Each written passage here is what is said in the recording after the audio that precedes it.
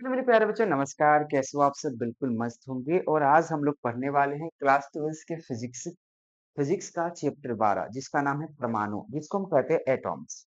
मेरे प्यारे बच्चों, जो एटॉम्स होते हैं ये बेसिकली मॉडर्न फिजिक्स में बांटा गया है। जैसे फिजिक्स को भी हम क्लास 12 के फिजिक्स को 4 से 5 कैटेगरी में पढ़ते हैं।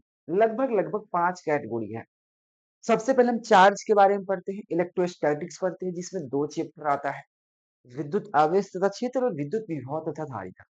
उसके बाद करंट के बारे में पढ़ते हैं, जिसमें हमारा चैप्टर 3 विद्युत धारा आता है, इलेक्ट्रिक करंट आता है, प्रत्यावर्ती धारा आता है, अल्टरनेटिव करंट आता है। उसके बाद चुंबक के बारे में पढ़ते हैं। चुंबक के बारे में टोटल चैप्टर आपको 3 पढ़ना है, जिसमें आपका मूविंग चार्ज एंड मैग्नेटिज्म है। उसके बाद आपका है मैग्नेटिज्म एंड मेटल। उसका है विद्युत चुंबकीय प्रेरण, इलेक्ट्रोमैग्नेटिक इंडक्शन। और एक और पढ़ना है विद्युत चुंबकीय तरंग। ठीक है, यानी कि 4 चैप्टर पढ़ना हो। उसके बाद हम प्रकाश के बारे में पढ़ते हैं। प्रकाश के बारे में जिसमें हमारा चैप्टर 2 आता है, ray optics and wave optics. उसके बाद हमको पढ़ना है मॉडर्न फिजिक्स, और यही वो मॉडर्न फिजिक्स का ही चैप्टर है, फिजिक्स का, जिसको हम कहेंगे परमाणु एटॉम। चैप्टर नंबर 12 है, जिसका मोस्ट इंपोर्टेंट सब्जेक्टिव क्वेश्चन देखेंगे। इसके जितने चैप्टर इससे पहले जो 11 चैप्टर हुआ है, मैं सबका सब्जेक्टिव क्वेश्चन करा चुका हूँ, जिसका केकेजी क्लासेस के यूट्यूब चैनल में प्लेलिस्ट बना हुआ है। आप देखिए, हर चैप्टर से मैं 10 सब्जेक्टिव क्वेश्चन करा रहा हूँ, ओनली 10 सब्जेक्टिव क्वेश्चन। क्योंकि 10 सब्जेक्टिव क्वेश्चन अगर अच्छे तरीका से अगर पढ़ लेते हो, तो आप आराम से इजी से बोर्ड एग्जाम में पूरे नंबर कर सकते हो। क्योंकि सिंपल बता रहा हूँ कि एक चैप्टर से आपके एग्जाम में 1 से 2 सब्जेक्टिव क्वेश्चन आते हैं, और बिल्कुल 10 क्वेश्चन पढ़िए, 1 से 2 सब्जेक्टिव क्वेश्चन आ जाएंगे। ठीक है, तो सबसे पहला क्वेश्चन कहा गया कि पश्य श्रेणी से आप क्या समझते हैं? पश्य श्रेणी होता क्या है? पश्य श्रेणी से आप समझते क्या है? देखो, जब हाइड्रोजन परमाणु को किसी इलेक्ट्रॉन उच्च ऊर्जा स्तर से, यानी कि उच्च ऊर्जा लेवल से तीसरी ऊर्जा लेवल में आता है, यानी कि उच्च ऊर्जा लेवल जो होता है, उस लेवल का जो मान होता है वो 4 से अधिक होता है। अब 4 हो सकता है, 5 हो सकता है, 6 हो सकता है, 7 हो सकता है।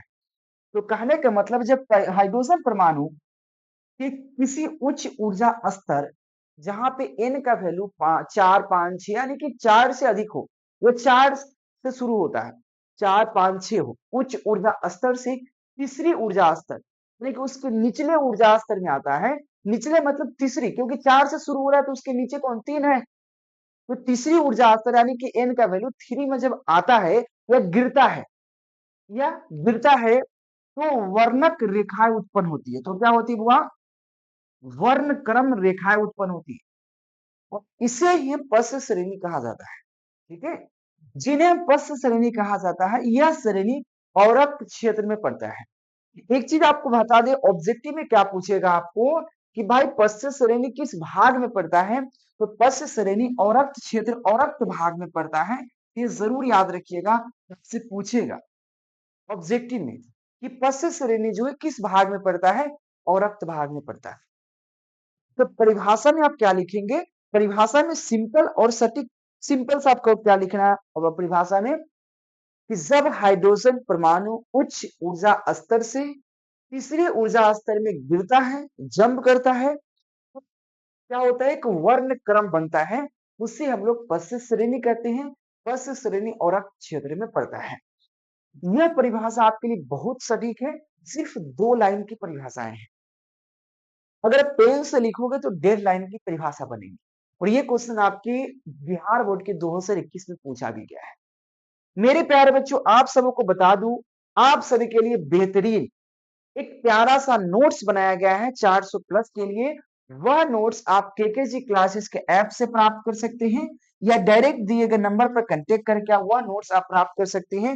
ओनली 199 में ऑल विषय, जिसमें objective, subjective, physics, chemistry, biology, maths, Hindi, English, all विषय का मिल जाएगा। अगले क्वेश्चन कहता है, बोर के अस्थायी कक्षा से आप क्या समझते हैं? देखो, बोर एक वैज्ञानिक है, तो बोर की जो अस्थायी कक्षा है उससे आप क्या समझते हैं? कहा कि बोर की अस्थायी कक्षा से आप क्या समझते हैं? चलिए समझते हैं।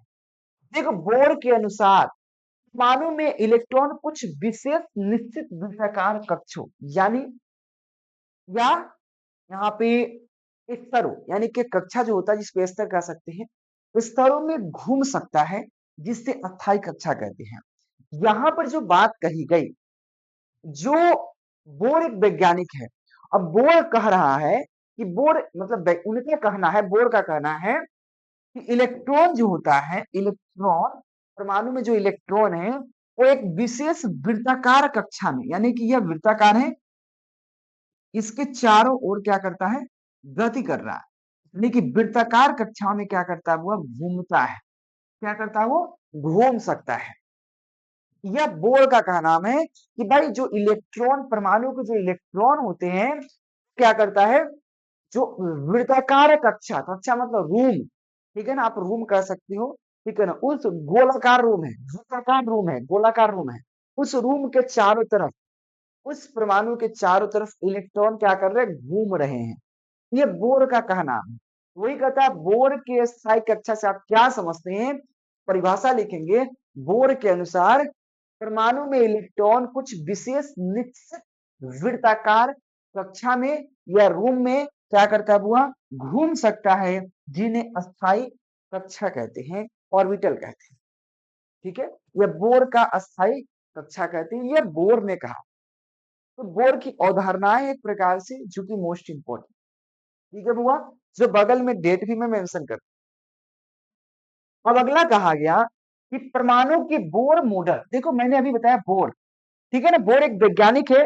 तो जब बोर ने अवधारणा दिया परमाणु पर, तो उन्हें एक बात बताया कि भाई, सबसे पहला एक बात बताया था कि जो परमाणु के चारों तरफ जो इलेक्ट्रॉन है वो वृत्ताकार कक्षा के चारों तरफ घूमता है, जो मैंने अभी जस्ट बताया अस्थायी कक्षा। ठीक है, वो अस्थायी कक्षा क्या हो, ठीक है, एक मिनट रुक जाना। चलिए, तो अस्थायी कक्षा क्या होता है, तो मैंने भी जस्ट बताया, बोर ने बताया था अस्थायी कक्षा के बारे में। जब कोई भी वैज्ञानिक कुछ अवधारणाएं देती है, कुछ न कुछ उसमें कमी रह जाती है।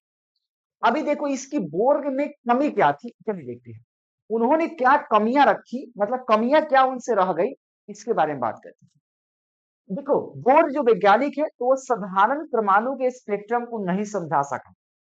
जो बोर वैज्ञानिक है, वैज्ञानिक ने साधारण स्पेक्ट्रम को नहीं समझा सके, मतलब और चीज बताया लेकिन साधारण स्पेक्ट्रम को नहीं समझा सके, उनकी सबसे बड़ी कमी रह गई। दूसरा कमी क्या था, यह परमाणु के भीतर इलेक्ट्रॉनों का वितरण तथा उसकी कोई सूचना नहीं दे सका।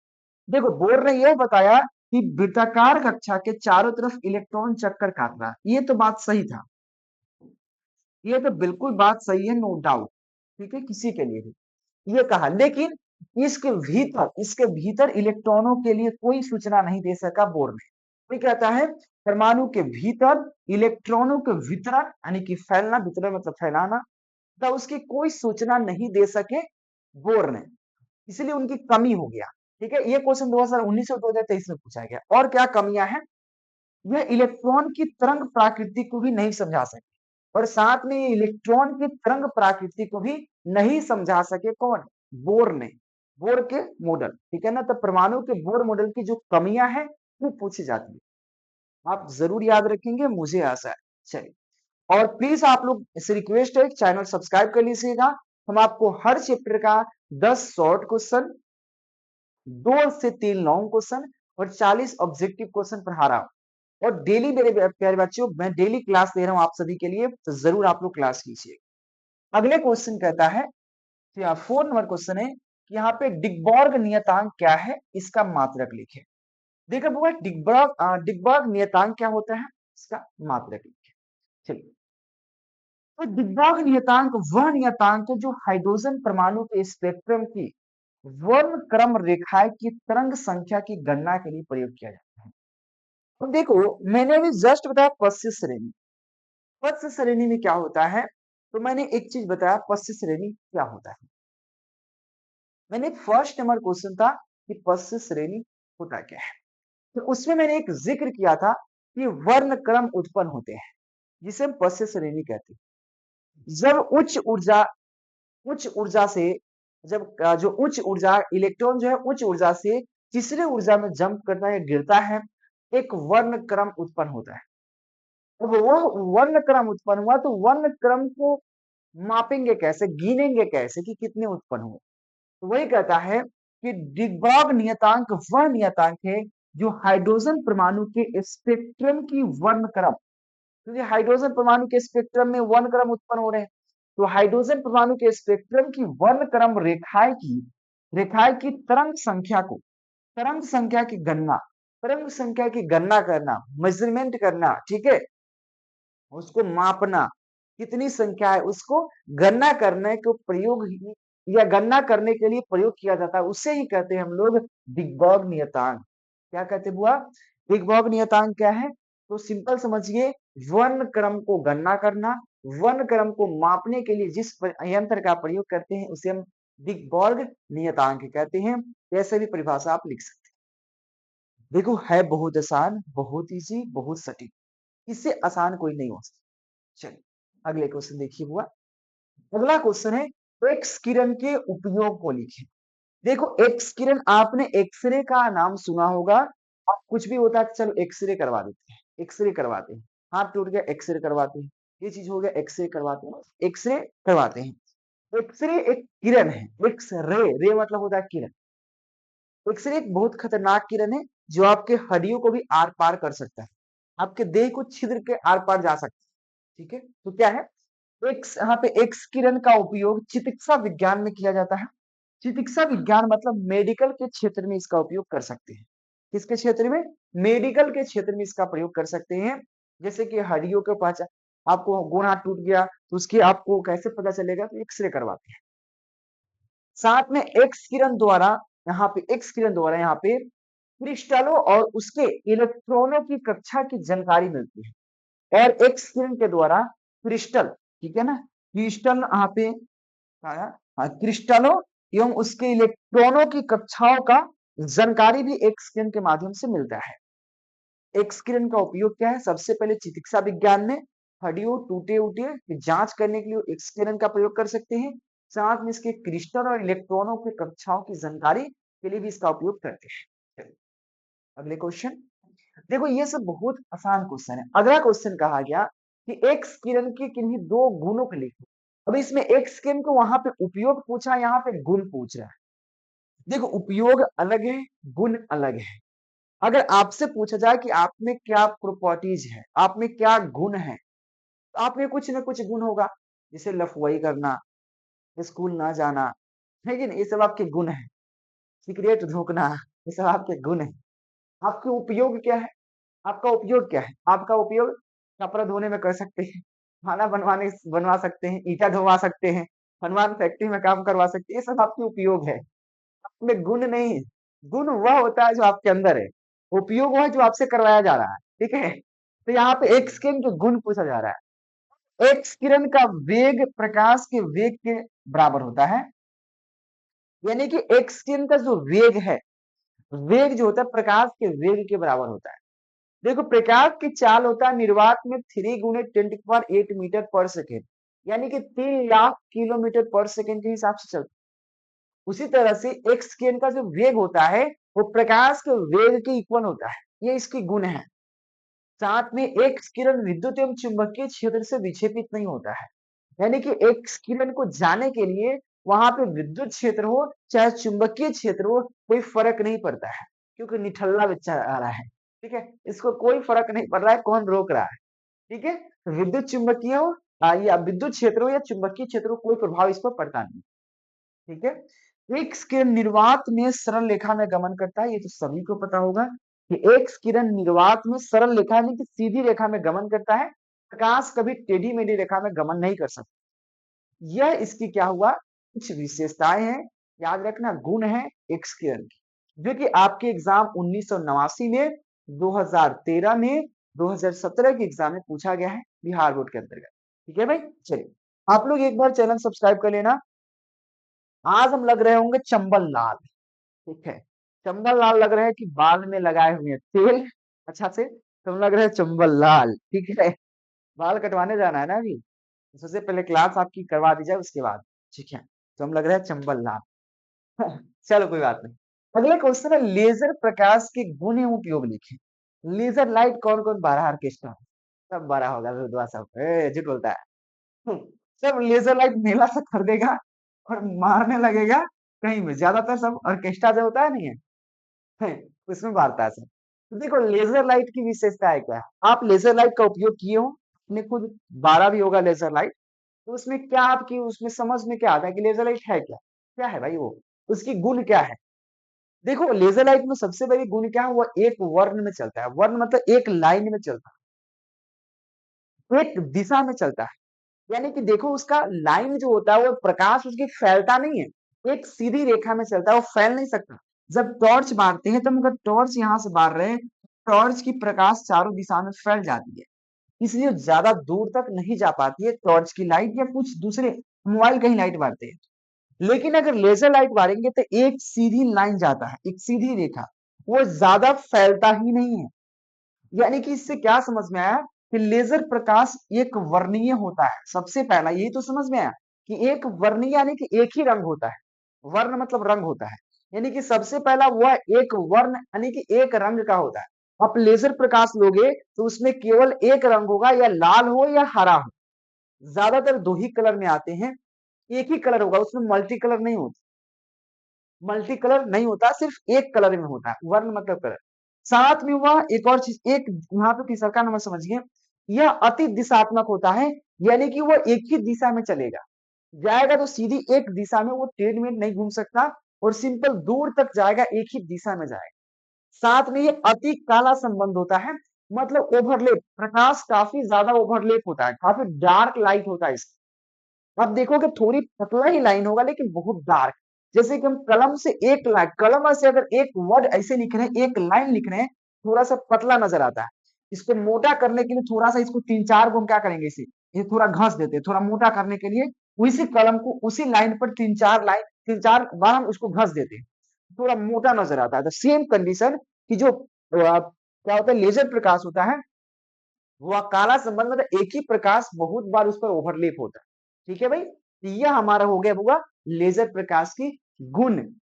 गुण हो गए। इसका उपयोग कहाँ कर सकते हैं? तो सबसे पहले हीरा में छोटे छिद्र करने के लिए, हीरा में छेद करना है तो हम लेजर प्रकाश का प्रयोग करेंगे। अब कहोगे सर तो मेला में मिलता है वो लेजर लाइट असली नहीं, बस बना दिया गया, रियल लेजर लाइट नहीं होता है। ठीक है, चिकित्सा विज्ञान में भी इसका प्रयोग कर सकते हैं। लेजर लाइट के माध्यम से आपने लेजर प्रकाश से पथरी, आई मीन किडनी में जो पत्थर हो जाता है, स्टोन हो जाता है, उसको तोड़ने के लिए भी लेजर लाइट का प्रयोग करती है।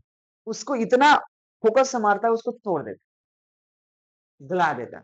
तो लेजर आप चिकित्सा चिकित्सा विज्ञान में भी इसका उपयोग कर सकते हैं। सेम इसका इंग्लिश भी इधर है, देख सकते हैं। अगला क्वेश्चन है कि रदरफोर्ड का परमाणु मॉडल क्या है, इसकी मुख्य सीमाएं बताइए। देखो रदरफोर्ड एक वैज्ञानिक का नाम है, ठीक है। ये किसी के चच्चा रहे होंगे रदरफोर्ड, अब यहाँ के तो है नहीं, ये तो बेचारा अंग्रेजी है, इतना तो नाम से पता चल रहा है। तो रदरफोर्ड के परमाणु मॉडल क्या है? ठीक है भाई, चलिए बात करते हैं। और इसकी सीमा क्या है, इसकी लिमिटेशन क्या है, तो चलिए देखते हैं। देखो रदरफोर्ड के अनुसार परमाणु में एक धनात्मक नाभिक होता है, जिसे चारों ओर इलेक्ट्रॉन वृत्तीय कक्षा में घूमता है। देखो रदरफोर्ड का कहना है, रदरफोर्ड क्या कहते हैं, इसकी परमाणु मॉडल क्या कहता है कि रदरफोर्ड के अनुसार परमाणु में एक धनात्मक क्या होता है, नाभिक होता है। एक परमाणु है, उस परमाणु याद रखना, परमाणु से छोटा भी नाभिक होता है, परमाणु से छोटा नाभिक है, याद रखना। यानी कि ये परमाणु है, मान ली जाए इस परमाणु में एक छोटे से केंद्र, इसको नाभिक कहेंगे। क्या कहेंगे, नाभिक, इसको कहेंगे हम नाभिक कहेंगे। ठीक है बुआ, तो अब कह रहा है कि परमाणु के यहाँ पे रदरफोर्ड के अनुसार परमाणु में एक धनात्मक नाभिक है। यानी कि जो नाभिक है पॉजिटिव है, और जब पॉजिटिव नाभिक होगा इससे दूर, ठीक है ना, जिसके चारों ओर, इस नाभिक के चारों ओर क्या करता है, इलेक्ट्रॉन चक्कर काट, इलेक्ट्रॉन क्योंकि इलेक्ट्रॉन निगेटिव होता है, इलेक्ट्रॉन चक्कर काट। इसी परमाणु के बोर्ड यहाँ पे परमाणु के रदरफोर्ड ने कहा था, रदरफोर्ड ने कहा था कि भाई कि रदरफोर्ड के अनुसार कि परमाणु के भीतर एक क्या होता है, धनात्मक नाभिक होता है, या नाभिक होता है जो धनात्मक होता है। परमाणु में एक धनात्मक नाभिक नाभिक होता है जिसके चारों इलेक्ट्रॉन वृत्तीय कक्षा में चक्कर खाते। ये यहाँ पे रदरफोर्ड का मॉडल है। इसकी लिमिटेशन क्या है, इसकी सीमाएं क्या, चलिए समझते हैं। इलेक्ट्रॉन के घूमते समय ऊर्जा यहाँ पे विकिरण की बात को नहीं समझा सका।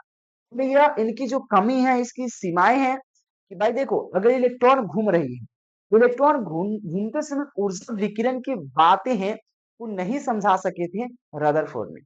क्योंकि इलेक्ट्रॉन घूम रहे हैं तो ऊर्जा वितरण भी करेगा, ऊर्जा विकिरण भी होगा, तो उसके वितरण को नहीं समझा सके थे। उसके बाद इसमें परमाणु यहाँ पे स्थिर होना चाहिए, इससे परमाणु स्थिर होना चाहिए, जबकि ऐसा नहीं होता। जबकि ऐसे करने पर परमाणु स्थिर होना चाहिए, लेकिन परमाणु स्थिर नहीं होता है। ये बेसिकली उनकी लिमिटेशन है, उनकी कमियां हैं रदरफोर्ड। ठीक है भाई, आगे बढ़िए। और आप सभी से मैं रिक्वेस्ट करूंगा कि आप लोग एक बार चैनल सब्सक्राइब कर लेना। और अगला क्वेश्चन है कि रदरफोर्ड प्रयोग को समझाइए, कि रदरफोर्ड ने क्या प्रयोग किया था, इस प्रयोग को आप कैसे समझा सकेंगे, इसके बारे में आप बताइए। देखो रदरफोर्ड ने क्या बताया कि अल्फा कणों की पतली सोने की पतली पर डाला गया। जिसे देखो अब बाई द केस यहाँ पे स्वर्ण पत्र कोई है, इसमें अल्फा कण गया, ठीक है, अल्फा कण जा रहा, अल्फा कण जा रहा, ठीक है, समझना बात को, ठीक है, वो अल्फा कण जा रहा, यहाँ पे एक सोने की परत है, वो कहता है यहाँ पे अल्फा कणों को पतली सोने की यहाँ पे पन्नी पर डाला गया। उसके बाद अधिकांश कण बिना विचलित हुए निकल जाता है। तो देखो यहाँ पर जो कण है, यहाँ पर इससे जब यहाँ पर अल्फा कण गए, अधिकांश बिना विचलित हुए आर पार चले गए। इससे क्या सिद्ध होता है कि इस सोने के परत के अगल बगल जो भी गए किरण, वो आर पार चले गए। ठीक है, कुछ बहुत कम, मतलब इतना किरण में से इस सोने के पत्र पे कितने, मतलब कितने कण आए, मात्र दो। जब इस पर जो कण आया वो टकराया, टकराया और पुनः वापस लौट गया। ठीक है ना, कुछ इधर गया, कुछ इधर गया, लेकिन वो लाखों में से एक दो ही ऐसा हुआ। तो ये कहता है कि बहुत कम, अधिक अधिक कोण पर लौटे, मतलब अधिक कोण मतलब 90 डिग्री के कम कोण पर लौटे, जिसमें से यह सिद्ध हुआ कि धनावेशित परमाणु के केंद्र से स्थित होता है। यानी कि सिंपल हम अगर परमाणु के, यह हमारा परमाणु है, यह परमाणु है, इसके नाभिक है, इससे ये नाभिक है मान लीजिए, इससे बहुत सारा आपे अल्फा कण गुजारे, अल्फा कण, अधिकांश अल्फा कण क्या हुआ, आर पार चले गए, बहुत कम 9 के बराबर इससे टकराकर वापस लौटे या अधिक कोण पर मुड़े। यानी कि जब नाभिक के पास गया होगा, तो नाभिक से जो एक दो कण टकराया होगा, तो वो वापस आ गए होंगे या मुड़ गया होगा।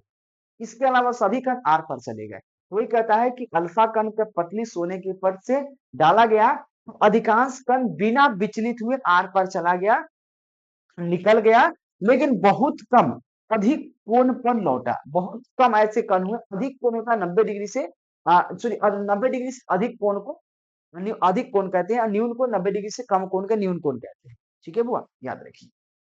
और बात करते हैं, जिससे यह सिद्ध होता है कि धनावेशित परमाणु के केंद्र में स्थित होता है।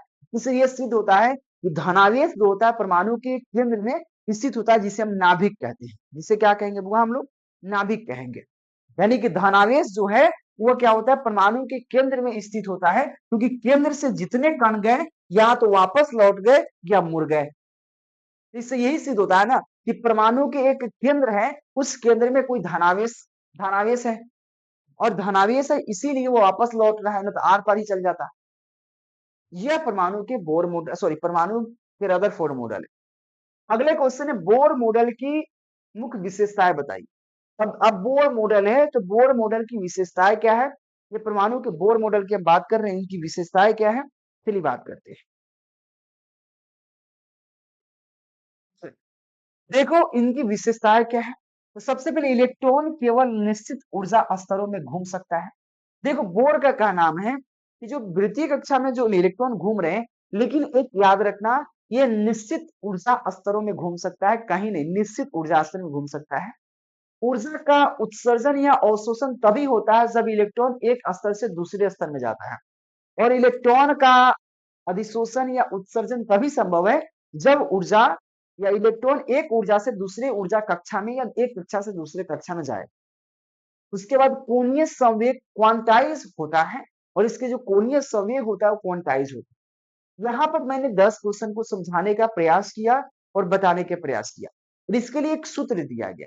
क्वांटाइज जो होता है उसके लिए सूत्र होता है mvr बराबर NH बटे 2 पाई। ये सूत्र याद रखना, यह क्वांटाइज के नीचे ये जरूर लिखना। हिंदी मीडियम वाला यहाँ पर लिखना mvr इक्वल टू NH बटा 2 पाई, ये होता है। ठीक है, जरूर ध्यान दीजिएगा, ये सूत्र यहाँ पे जरूर लिखिएगा। इंग्लिश वाले नीचे तो लिखेंगे ही, मुझे आशा है जरूर आप। यह 10 क्वेश्चन मैंने पढ़ाया जो चैप्टर हमारा परमाणु एटॉम्स था, इसका सब्जेक्टिव क्वेश्चन था। इसके बाद हम नाभिक पढ़ाएंगे और सब्जेक्ट और चैप्टर का मैं इंपॉर्टेंट पढ़ा दूंगा और आप सभी के लिए नोट्स रेडी कर दी गई है, लेने के प्रयास कीजिएगा। केकेजी क्लास का ऐप डाउनलोड कर लीजिएगा, ऐप से भी ले सकते हैं, व्हाट्सएप से भी ले सकते हैं। टेक केयर, बाय बाय, जय हिंद। और मैं मिलता हूँ नेक्स्ट लेक्चर के नेक्स्ट वीडियो में, तब तक के लिए धन्यवाद।